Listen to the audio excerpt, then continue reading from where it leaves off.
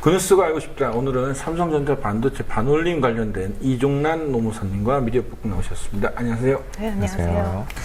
그 반올림, 우리 그 미디어폭국이 이제 몇 차례 영상을 이제 관련돼서 얘기도 많이 나눴는데 실제 주인공이 나오신 거잖아요. 네. 주인공이라고 하는데 어쩌면 그 이런 장기간의 어떤 이런 그 싸움이라고 해야 되나요? 이런 부분에 대해서 계속 하신 그 당사자이지만은 사실 되게 힘든 점도 많았을 것 같은데 먼저 간단하게 요거 그 처음부터 지금까지 진행상을 좀 간단하게 좀 설명 좀 해주시기 바랍니다. 네. 제가 당사자는 아니고요. 네, 그렇죠. 이제 네. 그 관련된 내용. 네. 일단 2007년도에 이 싸움이 시작이 됐어요. 네. 그 삼성 반도체 공장에서 일하던 여성 노동자 황유미 씨가 23살에 백혈병으로 사망하는 일이 있었고, 자신의 딸의 죽음에 대한 진상을 규명해달라고 외쳤던 황유미 씨 아버님께서 이런 시민사회단체 호소를 해오셨고, 그 만남이 계기가 돼서 이제까지 오게 됐는데요. 2007년 11월 발족하고 지금까지 사실 처음에 했었던 일은 반도체 공정에서 어떤 위해 환경이 있는지 전혀 알지 못했었기 때문에, 그리고 황유미 씨 이외에 다른 피해자들이 있을 수 있으니까 그분들을 찾아 나서는 일부터 시작했습니다. 제보자 찾기부터 시작을 했고, 또 작업 환경에 대한 제보도 받고 이렇게 시작을 했는데, 그 당시에는 반도체 공정에서 그렇게 많은 화학물질이 사용되는지 전혀 알지 못했었고, 삼성 또한 우리에 대해서 아예 무대응이거나 혹은 이게 조금씩 알려지면서 삼성의 대응은 그럼에도 불구하고 화학물질, 발암물질 같은 건 전혀 없다, 이런 게 이제 기본적인 그 태도였어요.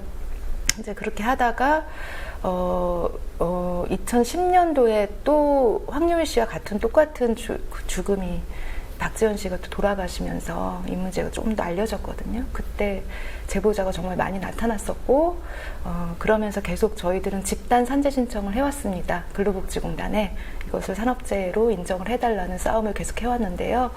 2009년도에 서울대 산학협력단 조사에서 삼성 반도체에서 사용하는 감광재 속에 벤젠, 그러니까 백혈병을 유발하는 발암물질이 포함된 것이 밝혀지고, 그리고 2012년도에 정보조사에서도, 산보연 조사에서도 그런 감광재 사용이나 에폭시 소지 이러한 화학물질 때문에 노동자들이 백혈병을 유발하는 발암물질들이 발생하고 노출될 수 있다, 이런 것들이 밝혀지고, 그 뒤로는 이제 황유미 씨, 이수경 씨 이러한 백혈병 사망 노동자들의 산업재해가 법원을 통해서 산업재해로 인정받기도 하고요. 지금까지 총 11분 정도가 공단과 법원으로부터 산업재해를 인정받아 왔고요. 그리고 영화 또 하나의 약속으로도 이 문제가 2014년도에 만들어져서 또 많은 국민들이 이 문제에 대해서 공감하는 그러한 계기가 만들어졌고, 그 힘에 힘입어서 2014년도 5월에 권오현 대표이사, 삼성전자의 대표이사가 유감 표명을 하고 앞으로 성실하게 대화하겠다 이렇게 약속을 했는데, 그런 성실한 대화 약속이 지켜지지 않아서 저희가 지금 농성 중에 있습니다. 제가 이제 아까도 이제 주인공이라는 이제 표현을 왜 했었냐면, 사실 이제 이게 묻혀질 수 있던 얘기들, 그러니까 처음에, 그러니까 2007년도에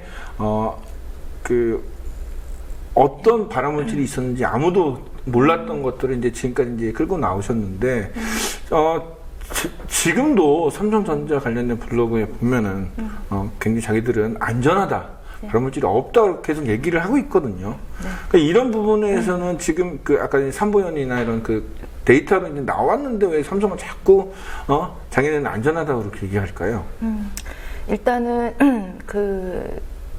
삼성전자의 태도가 정말 큰 문제가 있는데요. 있는 사실도 없다고 발뺌하고, 그런 거를 언론 통제를 통해서 충분히 자신들의 거짓말이 통할 거라고 이렇게 생각을 하는 것 같아요. 그런데 이제 문제는 삼성 반도체 공장에서 쓰는 화학물질 정보는 아직까지 다 영업비밀로 공개가 되지 않고 있거든요. 심지어는 노동부에 신고하기로 되어 있는, 법적으로 신고하기로 되어 있는 작업 환경 측정 자료나 그러한 것 또한 노동부에서조차 그것이 삼성의 영업비밀이다 이렇게 하면서 공개를 하고 있지 않아요. 그러니까 무서울 게 없는 거죠. 삼성 입장에서는. 삼보연에서 밝혔다고 하는 그러한 벤젠 노출 가능성에 대해서는 그것이 가능성에 불과하고 자신들의 공장에서는 그런 게 노출되지 않는다라고 얘기를 하는 거예요. 영업비밀로 가리고 제대로 측정하고 조사할 수 있지 못하게 그렇게 다 감추면서 안전하다 이렇게 강변하고 있다고 생각합니다. 아까 이제 언론 얘기를 했었는데 사실 이제 그 미디어법국이 이제 계속 영상을 이제 취재를 하고 왔지만은 이렇게 웬만한 언론에서 사실은 이런 거 취재를 거의 안 하죠. 그 취재 현장 갔을 때, 반원 취재 현장 갔을 때 뭐 다른 매체 언론 기자들 본 적 있나요? 거의 뭐 미디어 오늘이나 뉴스케이도 한 번씩 보고요. 네, 그리고 거의 못 본 것 같습니다. 좀 안쓰럽다 싶을 정도로 거의 언론들이 많이 안 보다 보니까 좀 속상하기도 하고 이게 삼성의 힘인가 싶기도 하고 그런 생각이 들더라고요. 제가 봐도 이 안에서 발생되는 여러 가지 문제점들을 어떤 특집 기사로 이제 나올 수 있을 만한 흔히 이제 기사거리가 될 만한 게 있는데 지금 그 동안 이제 오랜 시간 이제 그 싸우면서 언론들이 제대로 짚어본 적이 많이 있나요? 그렇지 않고요. 저희들이 아까 얘기했듯이 2007년부터 이 싸움을 시작을 했는데 2007년부터 그 2010년까지 거의 사실 소위 말하는 진보 매체들이라고 하는 곳에서만 저희들을 거의 취재를 했었고 나머지 주요 언론사라고 하는 데들은 조중동이나 조중동이나 방송이나 이런 데는 거의 취재하지 않았었어요. 그러다가 2010년도에 그 박지원 씨가 똑같은 삼성 반도체 공장에서 일하다가 백혈병으로 23 돼서 돌아가신 박지원 씨의 죽음이 황유미 씨의 죽음과 동일했고 그 부분이 그때부터 좀 알려지기 시작했는데 삼성이 그때 되게 적극적으로 그때부터 나오기 시작을 했거든요. 근데 박지원 씨의 죽음에 대해서 삼성이 이 문제가 직업병과 무관하다 이렇게 알리고 싶어서 삼성이 했던 여러 가지 행위들이 있는데 그 중에 하나가 미디어를 동원하는 것이었는데요. 2010년도 3월 말에 박지원 씨가 돌아가시고 4월 달에 삼성이 언론사들을 초청을 해서 반도체 공장을 그러니까 라인을 투어를 시키겠다. 반도체 공장이 얼마나 청정한지를 눈으로 보여주겠다. 이렇게 하고 그 삼성 본관 앞에서 이제 출발을 해서 반도체 공장으로 가는 것이었는데 삼성 본관 앞에 대형 버스 4대가 각 언론사들 기자들을 빼곡히 싣고 가더라고요. 그 언론사 기자들 취재했으니까 당연히 이제 취재한 내용이 나왔을 거고 네. 또 이제 그 관련된 광고도 또 이제 집행이 됐겠죠. 네. 네, 그때 봤을 때 전 정말 그렇게 많은 기자들이 있는 줄을 그때 사실 처음 알았는데 그러고 나서 나온 기사들은 대부분 무슨 날씨처럼 청명한 반도체 라인 이런 식의 기사였어요. 박지원 씨의 죽음에 대해서 나온 기사는 하나도 없고 오로지 반도체 공장이 깨끗하다라고 삼성에 입이 돼서 떠드는 대부분의 그런 식의 보도만 있었습니다. 그때 비로소 저는 삼성이 정말 막강하게 이 언론을 좌지우지하고 있고 삼성 광고로 이 길들여진 언론들이 어떤 사실 폐악질을 하는지 되게 좀 많이 뼈저리게 느꼈었고 근데 저는 그렇게 생각해요. 그럼에도 불구하고 저희들이 어떤 피해자들이 계속해서 반복적으로 동일한 질병으로 죽어가는 이 문제에 지금까지 계속 이 싸움이 또 계속되고 있고 삼성의 책임을 촉구하고 있잖아요. 그러한 언론 플레이로 결코 덮어질 문제는 아니라고 생각합니다. 우리 미디어법국이 이제 옆에서 이제 계속 취재를 하는데 어쩌면 이제 언론도 관심 이제 벌써 이제 9년 지나고 그때 이제 영화가 나왔을 때는 사람들이 좀 반응이 있었지만은 지금 또 이제 또 줄어들었잖아요. 그러면은 사람들의 이제 관심도가 좀 많이 떨어진 걸 옆에서 이제 취재하면서 좀 느끼나요? 그 미디어상으로나 아니면 포털 인터넷상으로 보면은 좀 그런 것 같기도 한데 왜냐면 극영화라는 게 되게 파급력이 크거든요. 예. 그래서 좀 그렇긴 한데 지금 농성을 하고 있잖아요. 실제로 농성장에 앉아 있어 보면은 왔다 갔다 하면서 알게 모르게 뭐 빵을 주신다던가 아니면 배지를 팔고 있거든요. 예. 배지를 대규모로 사 주신다거나 한두 개씩 사 주시는 분도 있고요.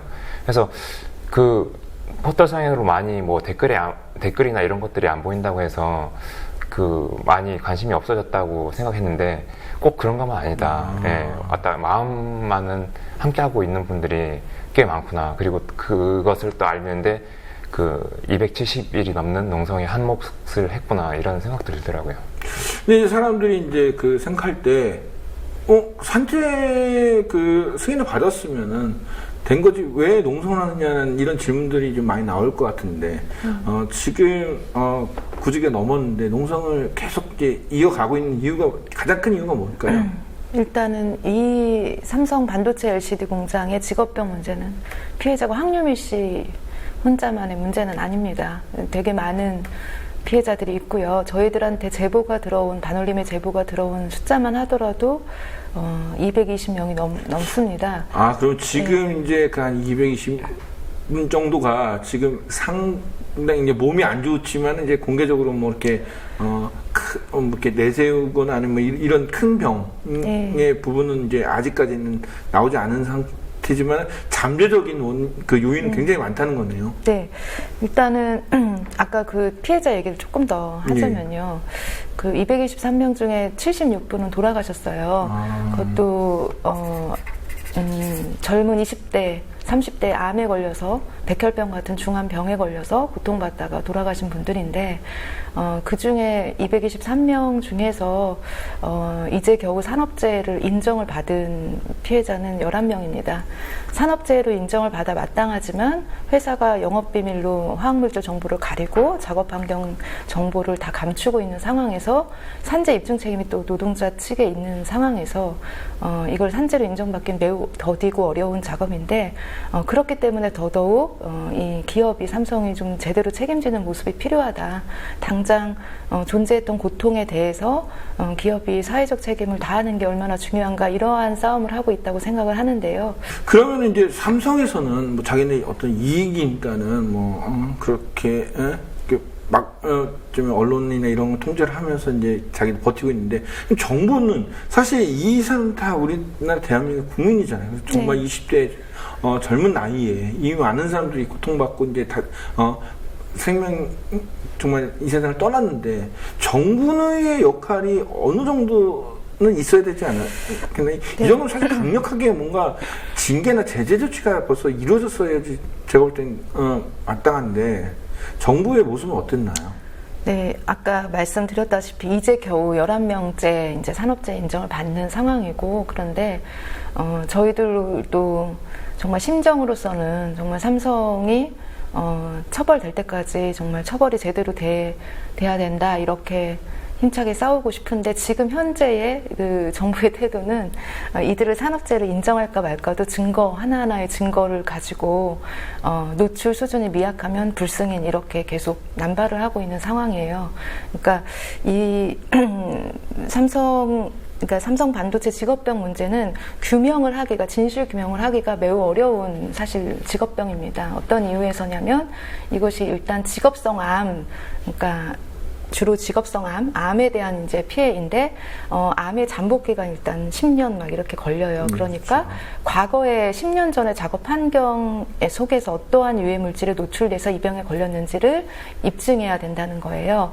산재보험 제도가 만약에 이렇게 입증을 엄격하게 하고 있지 않고 어느 정도의 추정과 개연성만으로 손쉽게 입증을 할 수 있다면 산재 인정되는 분도 많을 텐데 우리나라 법이 아직까지 그렇게 엄격한 입증을 요구하고 있고 노동자한테 입증 책임을 전가하는 속에서 과거에 10년 전에 특히 반도체 산업과 같이 굉장히 산업 변화, 그러니까 이제 공정 작업 공정이나 그렇죠. 그렇죠. 빨리 됐죠. 네, 그 공정 변화도 되게 빠르고 지금 현재 뭘 측정해 볼래야 과거 환경은 하나도 남아있지 않고 다 바뀌거나 개선되거나 혹은 없어지거나 한 것인데 그러니까 그렇게 해서 규명이 안 되는 것은 올곧이 노동자들의 불승인으로 이어지고 있으니까 이것에 대한 이러한 약점 때문에 삼성은 자기들의 책임이 아니다라고 얘기를 하고 있는 거예요.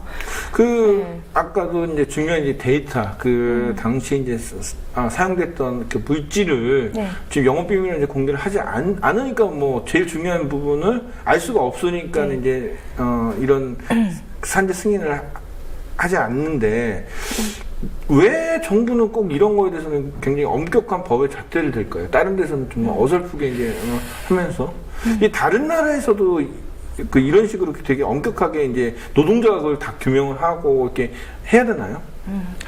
나라마다 되게 산재보험 제도가 굉장히 다른데요. 네. 뭐 미국 같은 경우는 이렇게 공보험으로서의 산재보험이 아니라 민간보험 형태의 산재보험이라고 하고 기업에 대해서 책임을 묻는 경우엔 이렇게 민사상 징벌적인 손해배상 청구 소송을 제기를 한다고 하고 각 국가마다 다른데 우리나라처럼 이렇게 산재 인정률이 직업성함 산재 인정률이 0.1%뿐이 안 되거든요. 1%도 안 돼요. 이렇게까지 낮은 경우는 뭐 흔치 않습니다. 그러니까 같은 그 공장이나 이게 같은 그 직업군에서 223명이 어떤 환자가 발생했는데 11명밖에 안 된다는 것 자체가 사실 상식적으로 이해하기 어렵고 다른 나라 그 산재 관련된 사람들 보면 정말 이건 너네가 정말 이상한 미개한 나라 아닌가 이런 얘기까지 도 나올 것 같은데 지금 이제 삼성에서 지금 그 농성을 이어가고 있는 상태에서 어떤 대화를 좀 하셨나요? 뭐 삼성 관계자 와갖고 얘기를 뭐 지속적으로 뭐 만나서 하고 있나요? 일단은 농성 전에 저희가 삼성과의 협상이 시작이 됐습니다. 애초에 일찍 시작이 됐었어요.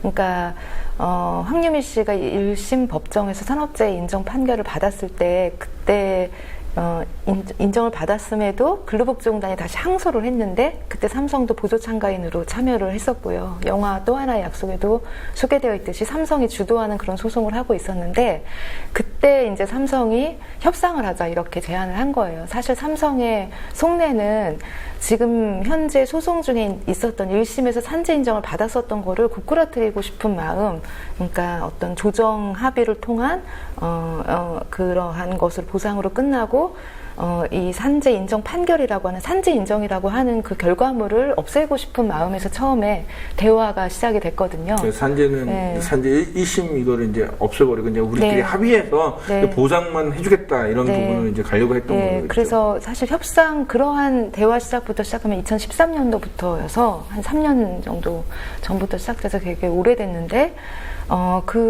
그럼에도 불구하고 피해자들은 단지 이걸 산업재해로 인정을 받는 그것을 놓칠 수 없는 것이고, 그래서 산재 인정은 산재 인정대로 받고, 법정 바깥에서의 대화는 충분히 가능하다 해서 이 협상이 처음에 시작이 됐고, 2013년도 초에 시작이 됐습니다. 그런데 삼성의 속내가 그러다 보니까 대화가 좀 잘 안 됐어요. 그래도 피해자들과 반올림이 이제 똘똘 뭉쳐서 잘 싸워왔던 거지, 삼성이 바랬었던 몇 명에 대한 피해 보상에 그친 게 아니라 의제를 사과, 보상, 재발방지 대책 이 세 가지로 해야 된다. 그리고 지금 현재 소송 중에 몇 명이 아니라 전체 지금 드러난 피해자들 수백 명이 되는데, 이 삼성 반도체 LCD 공장에서 일하는 직업병 피해를 봤었던 혹은 그렇게 주장하는 피해자들 전체로 보상 대상을 넓혀야 된다. 이러한 합의를 어렵게 봤는데, 그 뒤로는 이제 뭐 반올림은 빠져라 하면서 계속 삼성이 이렇게 협상에 대해서 불성실하게 임하했었거든요. 그게 또 하나의 약속이 상영이 2014년도 초에 됐는데, 그러면서 이제 권오현 대표이사가 얼마 후에 다시 성실하게 협상을 하겠다 이렇게 약속을 하면서 이제 대화가 이어졌었거든요. 하여튼 그러한 과정이 있었습니다. 그랬는데도 불구하고 삼성이 여전히 이제 계속 어떤 꼼수, 그러니까 피해자들을 또 분리시키려고 하는 그러한 대화 방식을 취했어요. 뭐냐면 협상장에 나갔었던 피해자는 8명이었거든요. 그러면 이 8명 많은 피해자 중에서 예. 8명이었는데 예, 그 8명에 대한 보상 우선을 하겠다. 우선 보상을 그분들을 하고 나머지 분들은 그 이후에 하겠다. 이런 식으로 얘기해서 그런 거는 절대 받을 수 없다. 우리는 다 같이 이렇게 똑같이 받기를 원하는데 지금 당장 뭐 우선 협상장에 임한 피해자부터 그렇게 보상하는 게 말이 되느냐 이렇게 싸우다가 일부 피해자들이 또 이게 너무 오랜 시간이 걸리니까 또 별도로 나가서 또 이제 6명의 피해자분들은 가족대책이라는 걸로 또 다시 이렇게 나뉘어지고 이러다 보니까 협상이 굉장히 어려워졌었거든요. 이제 그 삼성에서 이제 투출해 해갖고 이제 각계던투라고 해야죠. 이제 네. 보상이라는 어떤 미끼를 던지면서 자꾸 이제 반올림이라는 어떤 공통적인 그 네. 대응을 좀 무너뜨리려고 하고 있는 것 같은데 이제 장기간 이 반올림 관련해서 취재를 했잖아요. 그럼 이제 그 다른 그 어떤 그 시위 현장이나 그 뭐 파업 현장과 이 반올림과 뭐가 어떤 차이가 있나요? 뭐 이 노무사님 계속 꾸준하게 이제 오랫동안 이렇게 옆에서 활동하기 때문에 그런가요? 아니면 반올림에 오시는 분들이 뭔가 다른 데랑 많이 차이가 있나요? 일단은 스타일 자체가 그 와일드한 반면에 다른 곳은 여기는 좀 서포트한 면도 있어요. 그리고 그 농성장 자체가 되게 그 예술가의 결합으로 되게 아름답고요. 그래서 아름다운. 그 뭐 꽃신들 이런 것들이 네. 딱 진열되어 있거든요. 그래서 사람들의 이목을 더 끄는 것 같고요.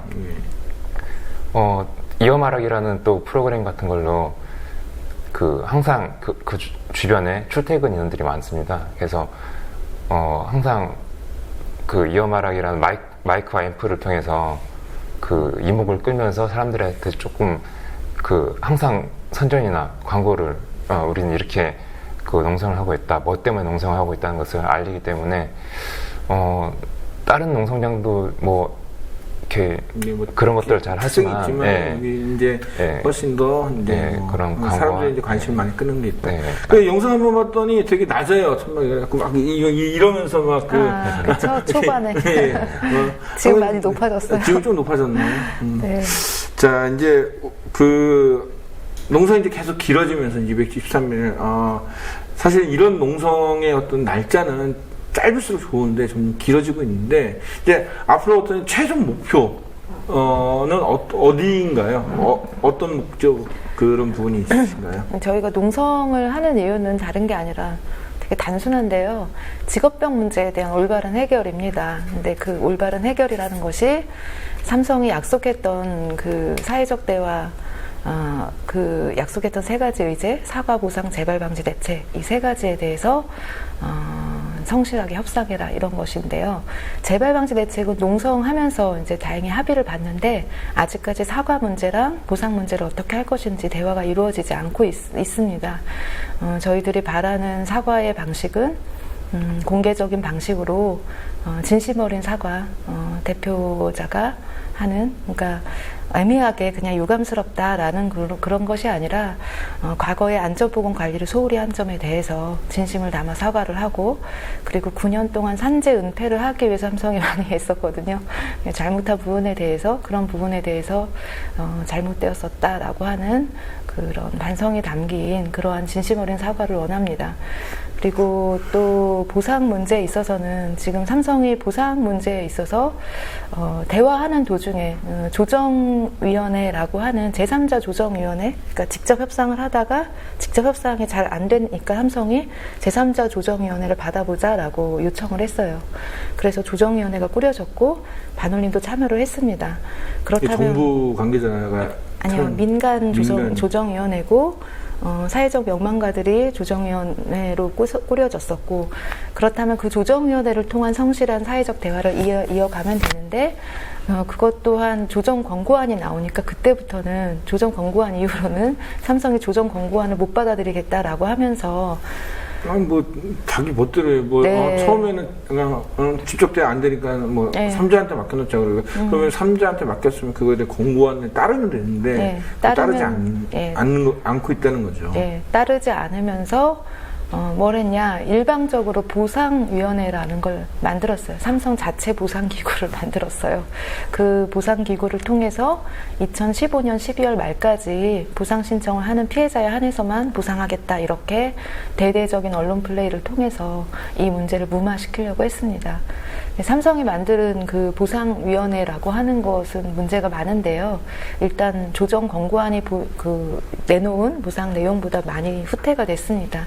빠진 질병도 있고 근무기간도 축소를 시켜놓고 여러 가지 제약 조건을 두어서 피해자들을 배제하는 방식이고, 또한 무엇보다 가장 큰 문제는 삼성이 자체적으로 보상하는 것이기 때문에 누구에게 얼마만큼의 보상이 제대로 이루어졌는지가 전혀 확인되지 않아요. 투명하지 않죠. 그 보상을 분명히 해주면서 그 보상 내역을 남에게 알리지 말라는 그런 조건이 있었겠죠. 네. 심지어는 수령 확인증이라는 것이 우편물로 배달받은 피해자가 있었는데, 보상위원회에 신청을 하면 이 수령 확인증을 작성해달라, 이런 거였는데, 그 수령 확인증 내용에는 보상 받은 내용에 대해서 제3자에게 얘기하면 전부 반환해야 된다라는 내용까지 포함이 됐었습니다. 그래서 작년에 은수미원하고 기자회견도 하고 했었는데요. 어쨌든 삼성이 하는 그 자체 보상위원회는 어떻게 보면 또 하나의 산재 은폐 수단으로 지금 악용되고 있고, 전부의 피해자에게 보상하는 것도 아니고 배제를 시키는 방식이고 폐쇄적입니다. 그래서 저희들이 바라는 보상에 대한 해법은 그런 게 아니라 공정하고 투명한 보상을 사회적 합의를 통해서 약속하는 것, 이것이 저희들이 바라는 것입니다. 삼성의 이제 행태를 보면은 사과하는 부분은 일본이 우리 위안부 할머니들에 대한 유감 설득은 굉장히 형식적인 그 사과는 너무 똑같고, 보상 부분은 보통 이제 어떤 건설회사가 용역을 동원해서 이제 주위에 있는 집들 철거하면서 내세우는 그런 보상이랑 너무 이 방식이 흡사한데, 사실 이제 글로벌 기업, 대한민국에서 삼성이 무너지면 너무 경제가 흔들린다는 그런 걸 내세우는 기업 치고는 참 치졸한 모습들이 많이 있는데, 마지막으로 이제 삼성이 이렇게 못하고 있으면은 정부가 좀 나서야 될 필요가 계속 제가 생각하는 게 그런 고민이거든요. 고용노동부나 정부가 앞으로 뭘 어떻게 좀 했으면 하는 그런 마음들이나 마지막 하고 싶은 말씀 있으시면 해주시면 바라겠습니다. 네. 고용노동부에 바라는 점 전에 꼭 얘기하고 싶은 게 있어요. 예를 들어서 삼성과 동종업계의 경쟁 업체인 SK 하이닉스 반도체, SK 하이닉스 같은 경우는 2014년도, 그러니까 2년 전에 한겨레 신문사에서 특집으로 삼성 반도체뿐만 아니라 SK 하이닉스에서도 많은 직업병 피해자들이 있다, 이렇게 보도를 하니까 불과 몇 달 만에 SK 하이닉스 경영진에서 이 부분에 대해서 독립적인 회사가 관여하지 않는 독립적인 기구를 꾸려서 보상과 예방 대책을 내놓겠다라고 약속을 했거든요. 그리고 그 약속을 지켰습니다. 산업보건검증위원회라는 것이 꾸려졌고, 거기에 이제 시민단체들도 참여하고, 독립적인 어떤 검증 절차를 거치고, 그로 인해서 다시 지원보상위원회라고 해서 아주 폭넓은 보상이 실현될 수 있도록 또 만들고, 또 하이닉스 측에 127가지의 안전보건에 대한 개선사항을 이행하라고 127가지 제언을 했더니 하이닉스가 내년까지 그것을 다 지키겠다, 이렇게 했어요. 그럼 이제 사과, 그다음에 보상, 재발 방지가 다 이루어진 거네요? 네. 사실 SK 하이닉스는 드러난 피해자가 삼성만큼 많지 않았음에도 불구하고, 그리고 그 문제를 얘기한 지 불과 몇 개월 만에, 그리고 2년 전에 제기했는데 지금 어떤 검증위원회 제언까지 거의 전부 다 수용하겠다고 얘기를 한 상황이고, 삼성 같은 경우는 지금 9년째 아주 기본적인 것도 지금 지키지 않고 있거든요. 저는 그러한 이 삼성의 오만이 정말 많이 얘기되고 비판받아야 마땅하다고 생각을 합니다.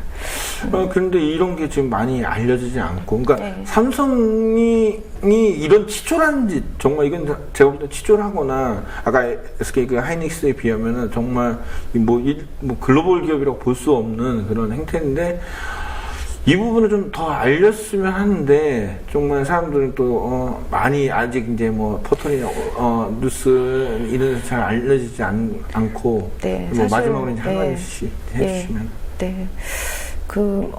어쨌든 언론 통제가 너무 심한 것 같아요. 그 부분을 꼭 얘기를 하고 싶은데, 저희가 아까도 얘기했지만 이어 말하기 하고 있는데, 매일매일 다른 외부 인사들 초청해서 이어 말하기를 하고 있는데, 한 번은 전직 삼성 출입기자, 그러니까 전직 다른 신문사에서 일을 했었던 분이 이어 말하기를 하면서, 그러니까 삼성에 출입하는 기자가 500명이나 된다라고 얘기를 하는 거예요. 그리고 삼성이 한 해에 2조 8천억이라고 하는 돈을 언론사의 광고 홍보비로 쓰고 있다. 한마디로 삼성이 주는 광고 수입에 의존해서 우리나라 언론들이 제대로 이러한 사실 가장 큰 사회적 약자의 문제를 외면하거나 왜곡 보도를 하고 있다는 내용인데요.